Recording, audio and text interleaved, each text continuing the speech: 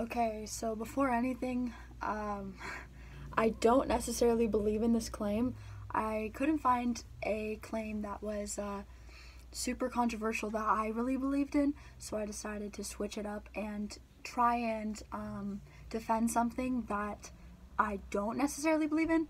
So this will be interesting. Like, it makes good points that I can understand, but overall I don't necessarily believe in it. So, and I'm deciding whether I want to say that at the beginning or at the end of my presentation. I don't know.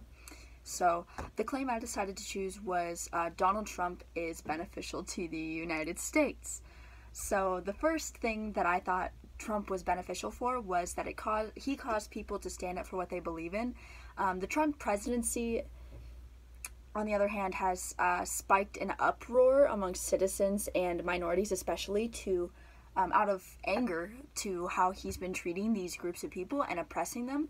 And so this has really caused people to stand up and speak out for what they believe in. And obviously lots of people would say that's not okay, like there are better ways to do that.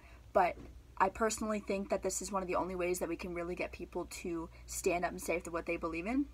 And so this relates to the apology and Socrates. On page 37, it says, Socrates states, "He may indeed kill me or drive me into exile or deprive me of my civil rights." So in this context, Socrates understands the fact that he has to face consequences, or he knows that people are not going to be happy, and he knows something's going to happen to him, but he is not afraid to speak up and say his side and defend himself because what he thinks they're doing is wrong. And so I think this relates very well to how Trump is like influencing people to stand up. Another benefit I found was that it allows people to, this ties onto the first one, to say what they believe in without fear of backlash.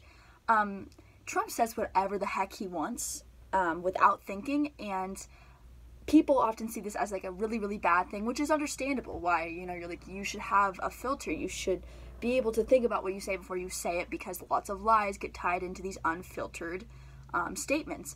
But now it's showing people that they can post on social media, they can go out and rally and say what they believe in without having, like, they understand the fact that they are going to get backlash, but they are not as afraid of it as they could be, which is super beneficial for anybody in the United States. And so this relates to MLK's letter from Birmingham jail, where he says, "We know through painful experience that freedom is never voluntarily given by the oppressor. It must be demanded by the oppressed."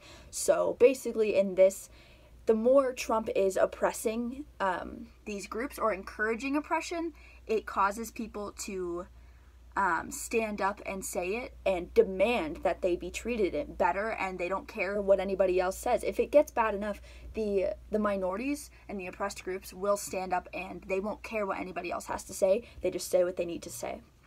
And the most important thing I found out of this claim was that citizens now, or more than they used to, can think critically and question the government. Because, this whole thing seems like it's backwards. So the Trump presidency has so many doubts, and people have lots of raised eyebrows towards the entire administration. It's very questionable about where their money comes from, how he even got into the office in the first place, was it Russian help, blah blah blah. And so these questions have arisen due to the sketchiness of the Trump administration, and it causes people to be able to think, oh, something's wrong here, something's not right, let me ask a question and figure out what's going on. People aren't afraid to step out of what everybody else is thinking and say what they need to say. And this relates to Socrates' entire goal in general, so I can't even pick a specific quote, because it's Socrates' goal is to cause people to think critically and to question things and to not just go with what everybody else is saying. And so while I do not believe that Trump is a good asset for this country and is doing great things, I think that there are positives that can come out of this if you really want to look at it that way.